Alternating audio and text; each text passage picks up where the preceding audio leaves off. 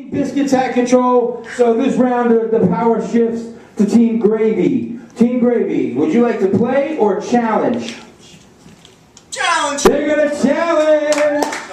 Alright, they can pick any team, any game from our library. There's hundreds and hundreds of games we played over the years. Anything goes. What do you guys want to challenge them to play? I'd like to challenge them to close caption.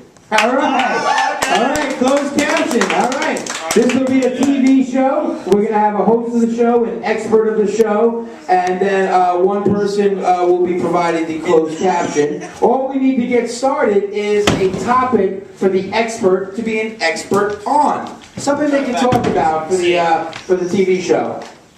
Anything. Give me a topic. Anything. An expert. What can somebody be an expert? Anything. It's going to be Puma. Puma's going to be expert, so don't make it like smart stuff. I don't think like football, sex, beer. Think ping pong tournament. Taxidermy! Can you play it in a cap that you change because everything to the Alright, taxidermy is going to be the topic. Ladies and gentlemen, this is called closed caption. Players, are you ready? Yes! Begin. Hi, welcome back to our furry friends. Today on the show, I have a very special guest. He just wrote a book called Keeping Your Best Friend With You for Life. His name is Tony Stuffington, and he tell us a little bit about your book here today. Well, it's called Keeping Your Best Friend With You for Life. Oh, that is correct. I mean, that's pretty sick, I think. But wait, before we begin, actually, we have a little problem with our closed captioning for the hearing impaired. So we're going to ask our cameraman, Jeffrey. Hey, Jeffrey. Hi. Hi, I was wondering if you could just hand off the camera and come up here, and if you could just act it out for the hearing impaired, like sign language. Oh, yeah, That would be sure. great. Okay. All right, thank you. So, what we are talking about today is apparently when your dog dies, actually getting your dog taxidermied and keeping him with you forever?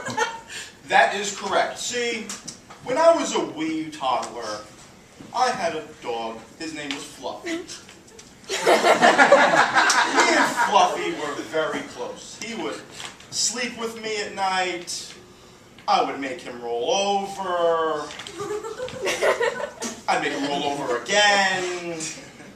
Take him on a walk. But anyway, one day I had to put Fluffy down. Oh my God.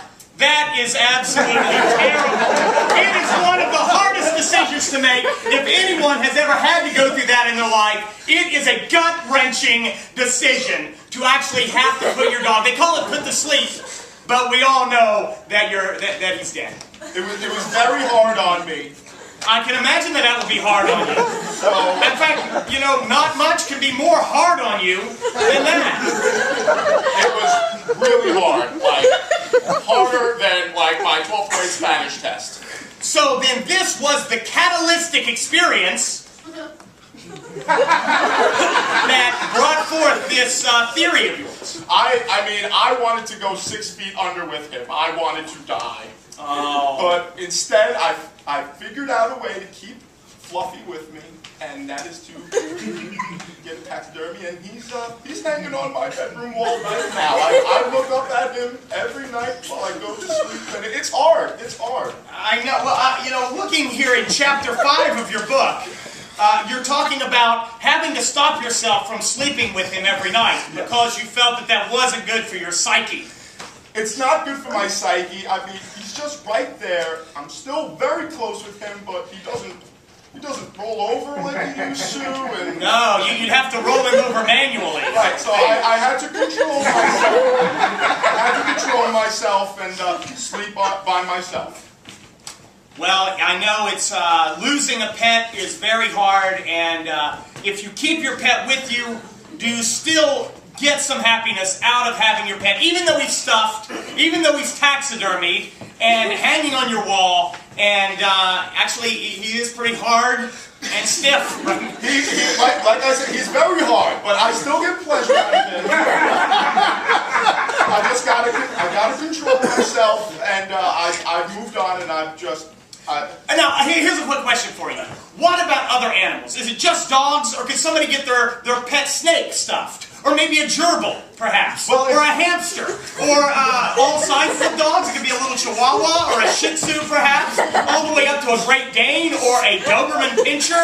You know, it's... what about people that have more exotic animals, like an ostrich? Or, you know, I hear of some people that actually have a chimpanzee or a tiger. What about fish? What about fish? You know, a little goldfish, octopi. Are octopi even possible to stuff them? How about stuffing humans? What? Take it to that level. That is sick, sir, and I am finished with you. Tune in next week when we're talking to a guy who has an ant farm inside of him.